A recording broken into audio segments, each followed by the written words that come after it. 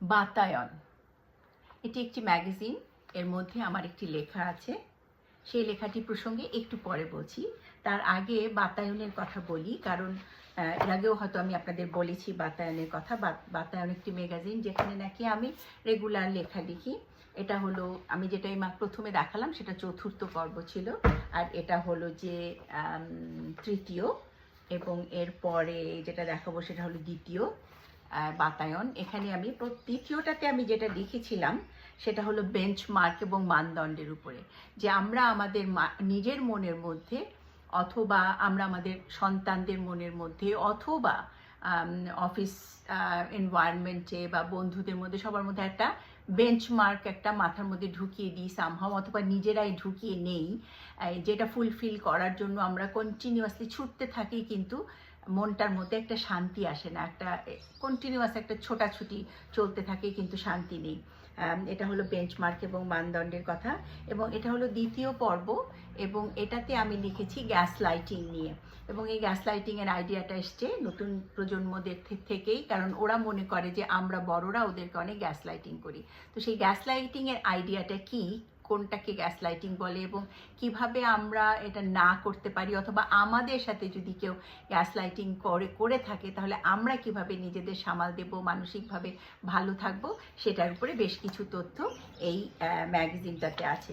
So আমি আসলে খুব মনে করি যে এটা হলো প্রথম পর্ব। এখানে হলো যে মানসিক স্বাস্থ্যে, শিশুদের জন্য মানসিক স্বাস্থ্য নিয়েও একটা আমি লেখা লিখেছি, যেটা সব কিছু কিন্তু রিলেটেড। ওই গ্যাস লাইটিং যেটা বললাম, বেঞ্চমার্ক যেটা বললাম, শিশুদের মানসিক স্বাস্থ্য বললাম, এই সবগুলো একটা আরেকটার সাথে লিঙ্ক। এবং আমার নতুন যে টপিকটা সেটা হলো পিপল প্লিজার।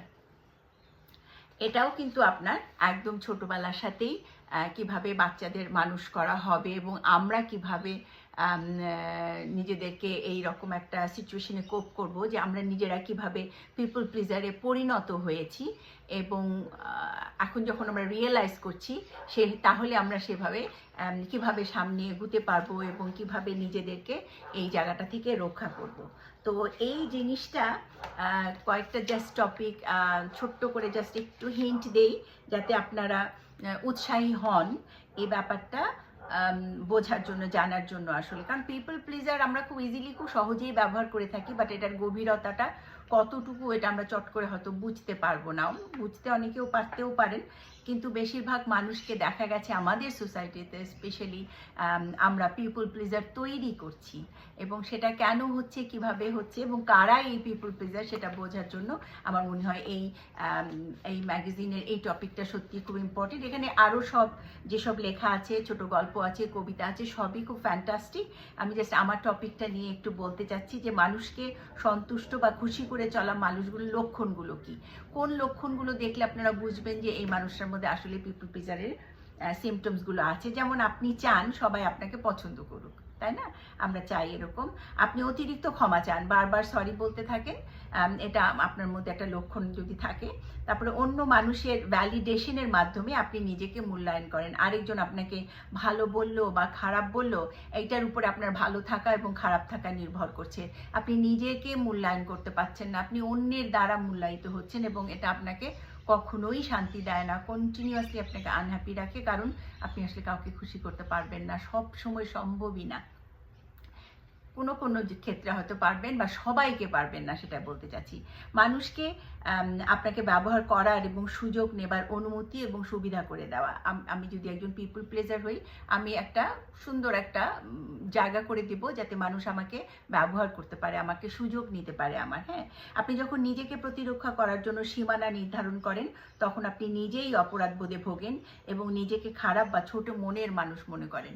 যদিও কখনো বা আপনি একটু নিজেকে কেয়ার নিলেন, কেয়ার নিয়ে একটা বাউন্ডারি সেট করলেন, কিন্তু তারপরে আপনি নিজেই এটা নিয়ে অশান্তিতে থাকলেন, যে আমার বোধহয় এটা ঠিক হলো না, বেচারা বোধহয় কষ্ট পাচ্ছে, আমারটা ঠিক হয়নি। যে নিজে জানছেন যে এটা আপনার পছন্দ না, সেই ভেবে আপনি একটা বাউন্ডারি তৈরি করলেন, কিন্তু আপনার তাতে কোনো শান্তি হচ্ছে না, কারণ আপনি অন্যকে কষ্ট দেবেন এই ভেবে আপনি নিজেরই শান্তি নষ্ট করছেন।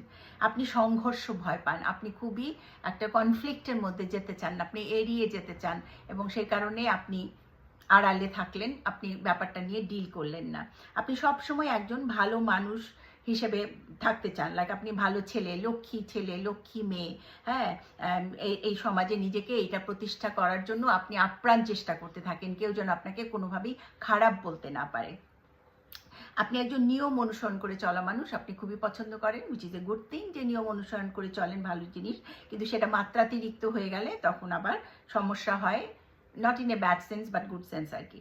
আপনি মনে করেন নিজের জন্য ভাবা জরুরি নয়, অন্যের জন্যই করতে পারলেই ভালো থাকা। এটা মাদার তেরেসা করেছে, আমরা সবাই জানি, আমরা ওনাকে নমস্য করি, কিন্তু আপনি যদি সারাক্ষণ অন্যের ভালোটাই চিন্তা করে থাকেন, নিজের ভালোটা যদি না করে থাকেন, তাহলে আপনার মধ্যে একটা অশান্তি আসতে থাকবে। আপনি নিজের, কারণ আপনি তো নিজেকে সবসময় অতৃপ্তি রাখছেন, আনহ্যাপি রাখছেন, সো আপনি ভালো থাকবেন না। আপনি সবসময় উদ্বিগ্ন, উত্তেজিত, তটস্থ থাকেন, কখন কে কোথায় কষ্ট পেল এটা নিয়েও আপনার সারাক্ষণ টেনশন হয়। আপনি অন্যের জন্য করে নিজেকে নিখুঁত বা পারফেক্ট রাখতে চান এবং নিজেকে একটা উচ্চমানের মানুষ মনে করেন। আপনি যখন অন্যকে খুশি করছেন তখন আপনি মনে করেন যে আপনি একজন মহৎ একজন ব্যক্তি হয়েছেন, উইচ আমরা সবাই আসলে আমাদের সোসাইটিতে এসব মানুষদেরকে আমরা গ্লোরিফাই করি, যে দেখো এই মানুষটা নিজের স্বার্থ ত্যাগ করে কীরকম করেই যাচ্ছে, আমরা তাদেরকে গ্লোরিফাই করি, এবং সেই গ্লোরিফাই আমাকে যদি কেউ করে আমি তখন খুব ভালো বোধ করি, এবং আমি এটার পিছনেই ছুটতে থাকি যে আমি অন্যের জন্য করতে থাকবো এবং মানুষ আমাকে গ্লোরিফাই করতে থাকবে এবং আমি সেটাতে শান্তি পাওয়ার চেষ্টা করব, কিন্তু আসলে কতটুকু হবে সেটাই প্রশ্ন। আপনি প্রায়োরিটির তালিকায় নিজেকে সবার শেষে রাখেন এবং আপনার যা প্রয়োজন তা কিভাবে নিতে হয় বা জিজ্ঞাসা করতে হয় সেটা আপনি জানেন না। আপনি মনে মনে দুঃখ পেতে থাকবেন, কষ্ট পেতে থাকবেন, আড়ালে শান্তি আপনার নষ্ট হয়ে যাবে, কিন্তু আপনি বুঝতে পারছেন না যে কিভাবে চাইবেন। কারণ যদি কিছু মনে করে, যদি সে দুঃখ পায়, যদি সে আপনাকে কোনোভাবে লোভী বা অন্য কিছু মনে করে, আপনি সেই টেনশনে আপনি চাইতেই পারেন না, অলদো এটা আপনার খুব প্রয়োজন। হ্যাঁ, আপনি সমালোচনার প্রতি যথেষ্ট সংবেদনশীল, আপনাকে নিয়ে কেউ সমালোচনা করবে আপনি এই জিনিসটা নিতে পারেন না, আপনি খুবই সেন্সিটিভ এই ব্যাপারটায়। হ্যাঁ, আপনি মনে করেন আপনার অনুভূতি, চাহিদা, মতামত, ধারণার কোনো গুরুত্বই নেই, আপনি সেজন্য আপনারটাকে নিজের মধ্যেই রেখে দেন, আপনি এটা বাইরে দিতে চান না অন্য মানুষের কাছে, কিন্তু অন্য মানুষের সব কিছুতে আবার যথেষ্ট গুরুত্ব দেন, মানুষটা কি বলল তাকে যথেষ্ট প্রাধান্য দেন, কিন্তু নিজের প্রতি আপনার সেই রেসপেক্টটা নেই আসলে। আপনি একজন ফিক্সার, আপনি প্রবলেম সলভ করতে পছন্দ করেন, কার কি হচ্ছে দৌড়ে ছুটে চলে যাবেন আপনি, যে আপনার তার সমস্যাটা সমাধান করতে হবে। হ্যাঁ, কাউকে আহত, ভীত, দুঃখিত বা অস্বস্তিকর অবস্থায় দেখলে ঝাঁপিয়ে পড়েন তার সমাধানে, সেটা নিজের ক্ষতি করে হলেও আপনি অন্যের জন্য একেবারেই নিবেদিত প্রাণ। আপনি মনে মনে দুঃখী হন যখন কেউ সবসময় আপনাকে তাদের মর্জি অনুযায়ী কিছু করতে বলে, আপনার অবস্থান, দক্ষতা এবং ক্ষমতার কথা বিবেচনা করে না, কিন্তু আপনি না করতে পারেন না। এটা আপনার জীবনের সবচেয়ে বড় একটা সমস্যা, যে আপনি না বলতে পারেন, আপনি কষ্ট পাচ্ছেন, আপনি এই কাজটা করতে আপনার ভালো লাগছে না, আপনি করছেন। মনে করেন অফিসের বস আপনাকে একদম শেষ দিনের শেষ মুহূর্তে আপনাকে একটা কাজ চাপিয়ে দিল, আপনি জানেন যে এখন আপনার পক্ষে এটা করা সম্ভব না, কিন্তু আপনি না বলতে পারবেন না, আপনার সেটা করতেই হবে, ভিতরে ভিতরে আপনার মহা একটা সমস্যাই হয়ে যাচ্ছে, হয়তো বা বাড়িতে ফেরা দরকার, কিন্তু আপনি সেগুলো কিছুই করছেন না, আপনি আপনার জায়গার বাউন্ডারিটা সেট করতে পারছেন না। আপনি চান মানুষ নিজে থেকেই বুঝে নিক আপনার সমস্যা, আপনার অনুভূতি এবং প্রয়োজন, যেমন আপনি অন্যেরটা বোঝেন। সেটা কি সম্ভব কখনো? আমরা সবসময়, আপনি যদি ভাবেন যে অন্যজন আপনার সমস্যাটা বুঝে নিক, সেটা কি সম্ভব কখনো? এটা তো মাইন্ড রিডার আছে কিনা জানি না, বাট কারো পক্ষে সম্ভব না আপনার সমস্যাটা বোঝার, আপনার সমস্যাটা আপনাকেই বলতে হবে। কিন্তু আপনি যখন অন্যের দুঃখ, কষ্ট, সুবিধা, অসুবিধা নিয়ে এত বেশি কনসার্ন থাকেন, তখন আপনি আসলে নিজেরটাকে বলতে পারেন না, এবং সেটা, এই সব সিমটমগুলো যদি আপনার মধ্যে থাকে তাহলে আপনি একজন পিপল প্লিজার, এবং এটা আপনাকে কি করে জানেন তো, আপনাকে কখনো শান্তিতে থাকতে দেয় না, আপনার মনের মধ্যে সবসময় একটা অতৃপ্তি, একটা অশান্তি, একটা অস্থিরতা, অ্যাংজাইটি, ডিপ্রেশন, ইভেন সব কিছু আপনাকে পেয়ে বসবে আপনি যদি কিছু না করেন। কি করবেন সেটা কিন্তু এই টপিকটার মধ্যে আছে। এতটুকু বলতে গেলে অনেক লম্বা হয়ে যাবে ভিডিও, তাই আমি অনুরোধ করব আপনারা এই বাতায়নের এই এবারের সংখ্যাটি কালেক্ট করুন। এটা বের হয়েছে 1 মার্চ 2025-এ, পাওয়া যাচ্ছে। আমি আপনাদের ফোন নাম্বারটা আমাদের কমেন্টের মধ্যে দিয়ে দেব, সেখান থেকে কালেক্ট করে নিতে পারবেন। আমি সত্যি মনে করি এটা অত্যন্ত জরুরি, কারণ আমার কাছে যেসব ক্লায়েন্টরা আসে তাদের বেশিরভাগই আপনার পিপল প্লিজার, এবং তারা বেশিরভাগই অনেক রকম মানসিক যন্ত্রণার মধ্যে দিনাতিপাত করছে, শান্তি নাই এবং শান্তি আসে না।